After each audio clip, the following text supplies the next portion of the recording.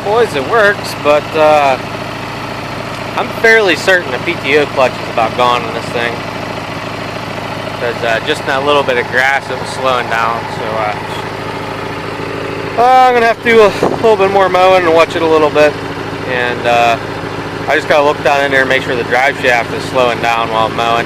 I just can't quite see it. Yeah, alright. Gonna be it for this one for right now, guys. Later.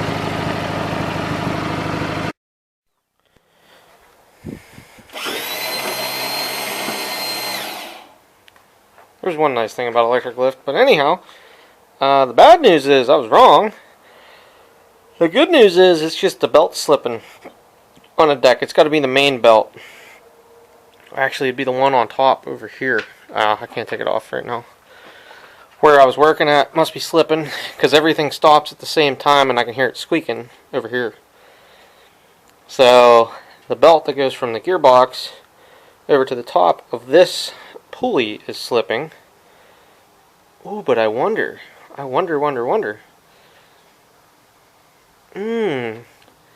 There's something weird about this spindle. This spindle's bent and there's a washer jammed down on top, like I did to the 12G originally before I put another shaft in it.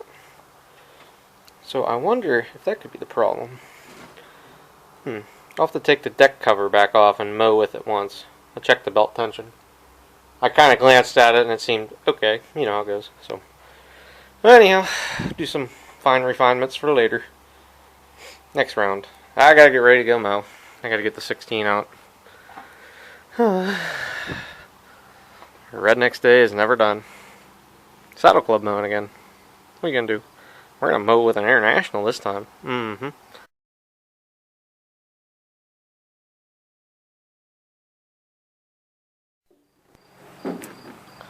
I got an interesting one for you guys. So whenever you put the air filter housing back on this 87 20G, the throttle linkage hits the bottom of the air filter housing for some reason, and the throttle doesn't move anymore. So I'm starting to wonder if the linkage isn't upside down. So I backed it out here for the group photo. And I have most of the stuff figured out on this. I need to grease it and whatnot, check the transmission oil, and still put the key switch in it. But it is operational right now, but that's just a odd thing. And this carb is leaking through too, so I'm going to order kits, at least 2. So anywho's, I'm going to pull this back in the shop, at least under the shade, and start checking out some stuff. And I got some other carnage to deal with from yesterday, but we'll start with that.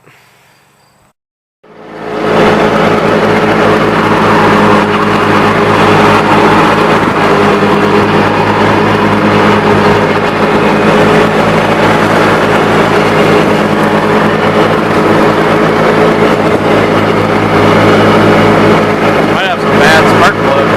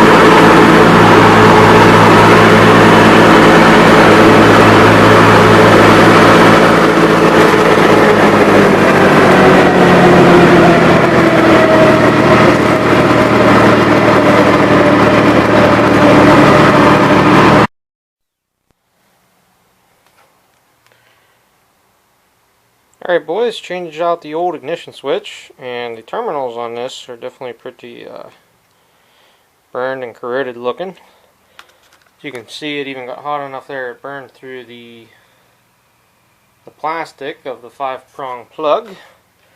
But I'll tell you one thing, I got results. The headlights even work now.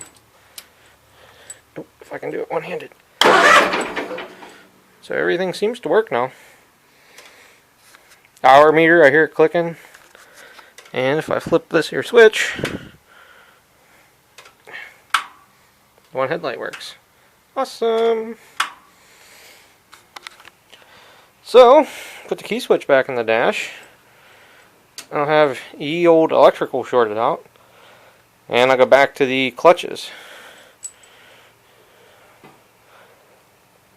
I gotta make sure everything's shutting off, because I swear, yeah, the hour meter's still running.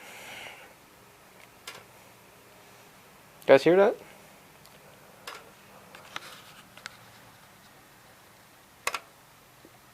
The hour meter's still running. Huh.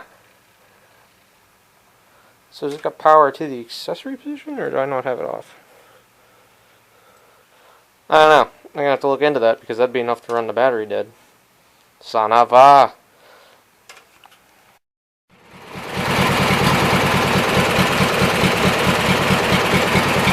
Alright boys, I think we're ready.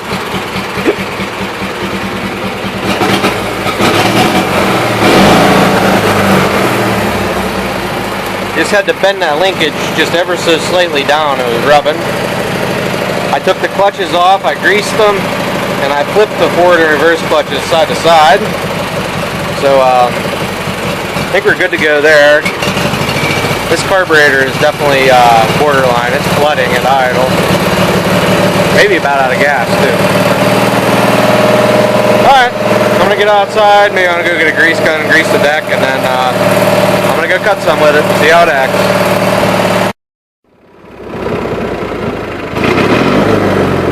Alright, she was a little flooded.